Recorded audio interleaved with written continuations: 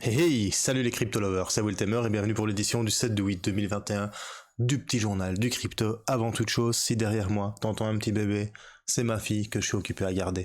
Alors aujourd'hui, market cap global 1799 milliards de dollars, badaboom, 2 jours que je suis pas là et je vois que le market cap il explose, il gagne 6,22%.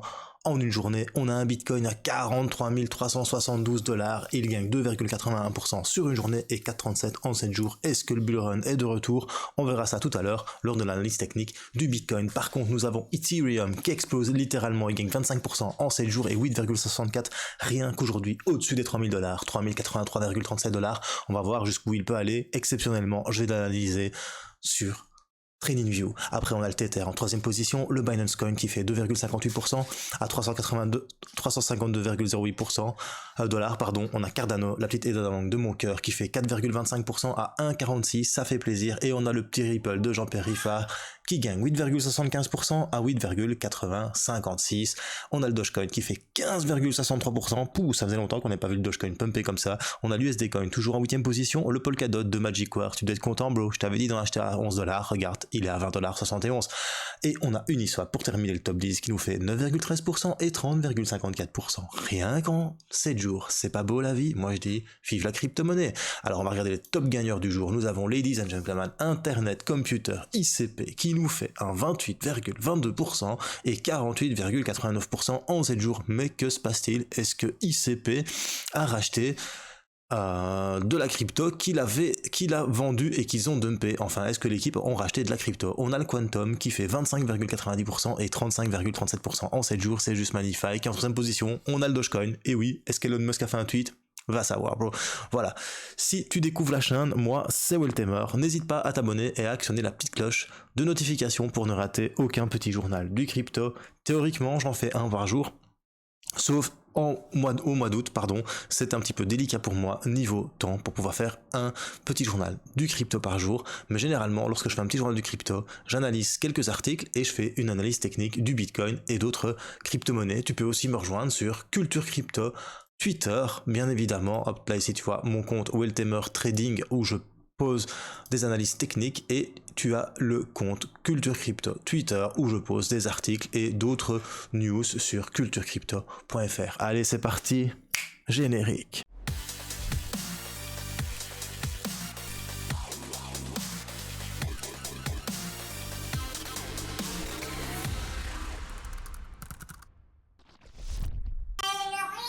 Alors, la première news du jour, on va parler de Marvel. Et oui, tu sais, celui qui dessine des comics dans les années 60, et 70 et 80 et 90.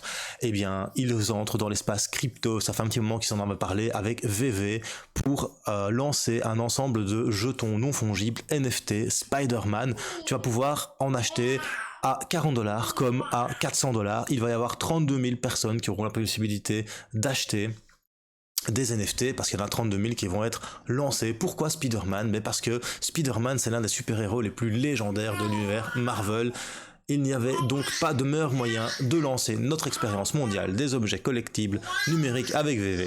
Et ça, c'est Marvel qui nous le dit, et t'entends que ma petite Lucie, elle est heureuse parce qu'elle adore Spider-Man. Pourtant, moi, j'ai peur des araignées. Après ça, on va parler du nouveau projet de loi ukrainien qui devrait faire un exemple en Europe. Perso, quand je vois ça, c'est juste magnifique, n'est-ce pas ma petite Lucie? Un nouveau projet de loi qui légaliserait la crypto et protégerait les propriétaires d'actifs numériques, et ça c'est juste magnifique. C'est le Parlement ukrainien qui travaille sur un projet de loi qui légaliserait les crypto-monnaies dans le pays d'Europe de l'Est. Si c'est adopté, le projet de loi permettra aux citoyens ukrainiens de déclarer et d'échanger légalement des crypto-monnaies et désolé,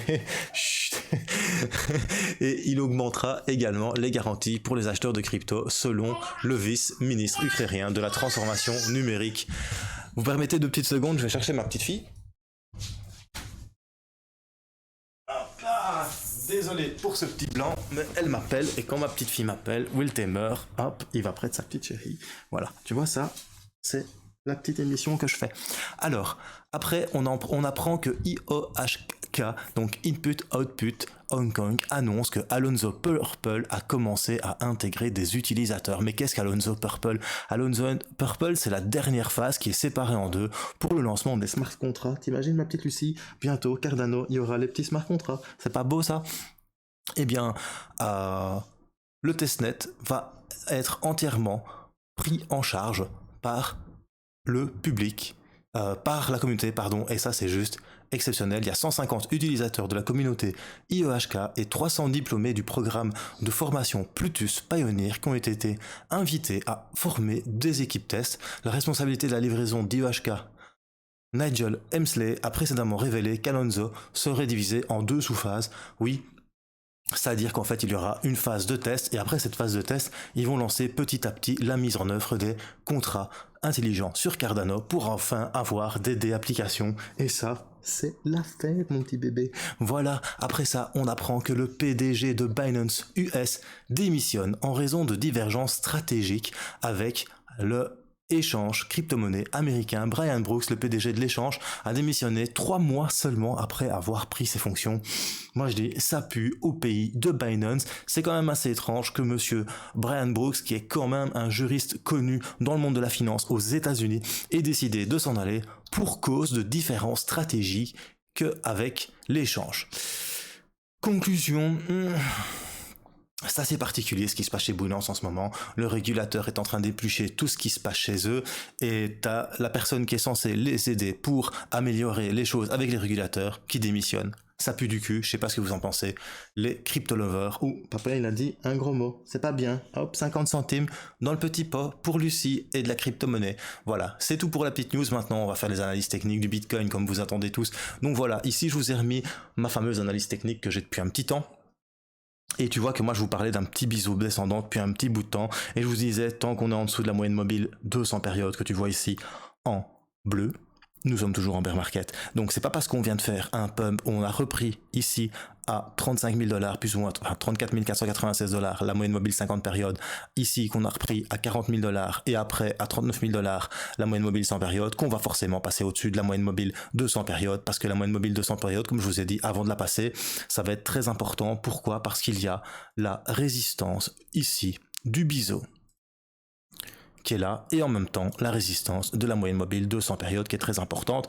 Je vous avais donné comme exemple ce qui s'était passé en 2017, et c'est exactement la même chose qui se passe. Regarde, en 2017 on a pris 50%, on a atteint la moyenne mobile 200 périodes, et badaboum, ça a chuté de combien? Hop, ça a chuté derrière de 41%. Conclusion, Will Temer, il a fait comme il vous a dit. Moi perso, j'ai vendu au-dessus lorsqu'on a atteint ici la moyenne mobile 200 périodes, un petit peu plus bas, je vous avoue. Oui, je sais, t'es pas contente.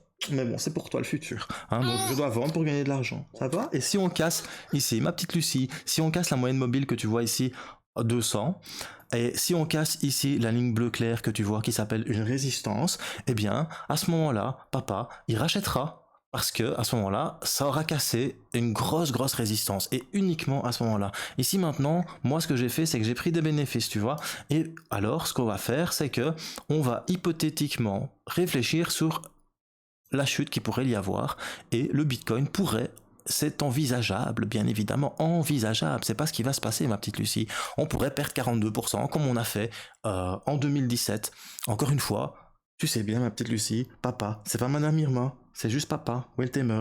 Et il ne sait pas ce qui va se passer, surtout. C'est le seul truc qui va se passer et qui sait, c'est que toi, tu grandis à vue d'œil. Donc voilà, personnellement, je pense que le Bitcoin, ici, il a atteint sa résistance et maintenant, il va commencer à chuter. Encore une fois, n'oublie pas, ça, c'est uniquement ce que Will Temer pense. Maintenant, ce qui est possible aussi, c'est que demain, on vienne casser ça, et qu'on vienne faire la troisième vague, comme je t'ai montré l'autre fois, vite fait, hein, et qu'on vienne rechercher un nouveau plus haut qui se situerait, parce que le prochain plus haut, il est quand même assez haut, hein, les gars. Le prochain plus haut, il se situe ici, tout simplement à 51 572 $. Et ce qui est assez bien, c'est que si tu mets les vagues d'Elliott, je vais les faire basiquement, hein, les gars. Je vais pas m'amuser à compter avec le Fibonacci. C'est juste pour que vous voyez un petit peu à quoi ça ressemble. Elles sont mes vagues. Ça fait tellement longtemps que j'ai pas utilisé 1, 2, 3, 4, 5 vagues d'Elliott. Pardon. C'est là. Voilà. Donc, on a fait une première vague. Ici, on a fait une deuxième vague. Alors, quid de faire une troisième vague comme ça, puis une quatrième vague qui viendrait là, et puis une cinquième vague qui arriverait peut-être aux 64 000 $, ou peut-être plus haut. Encore une fois, j'en ai aucune idée de ce qui peut se passer, mais tout ça, c'est plausible.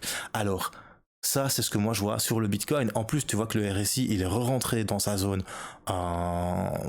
entre les 30 et les 70. Ici, il n'a pas réussi à pénétrer au-delà des 70. Conclusion, je pense que maintenant, le RSI, petit à petit, va commencer à descendre et peut-être venir chercher la moyenne à 42,87. Voilà, c'est tout pour le Bitcoin. Maintenant, on va passer à l'analyse technique de Ethereum. Pourquoi est-ce que je vous fais Ethereum? Parce qu'avec tout ce qui se passe dernièrement, c'est assez intéressant.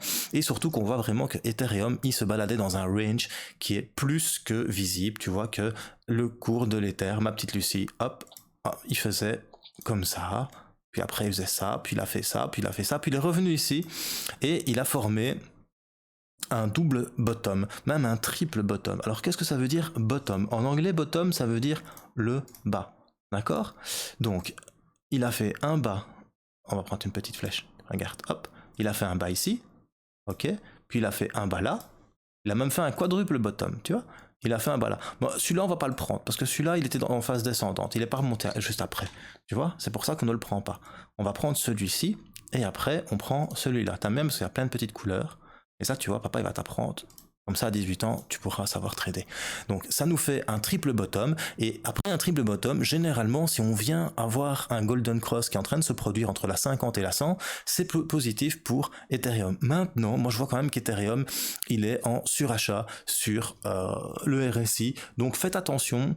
Faut voir la clôture journalière. Si la clôture journalière ouvre au-dessus des 2914 $ demain, ici, il y a une possibilité qu'on vienne chercher les 3563 $, c'est-à-dire le précédent plus haut. Maintenant, on va voir aussi ce que va faire Bitcoin, parce que si Bitcoin dump, je pense qu'Ethereum va suivre malgré la grosse tendance haussière qu'il y a suite à l'activation de EIP 1559. Voilà, c'était Will Temer et Lucie pour un petit journal du crypto. Si t'as bien aimé, mets un petit pouce bleu, si t'as pas aimé, mets un petit pouce rouge, et surtout bro, n'oublie pas, choose life, choose freedom, et choose Bitcoin.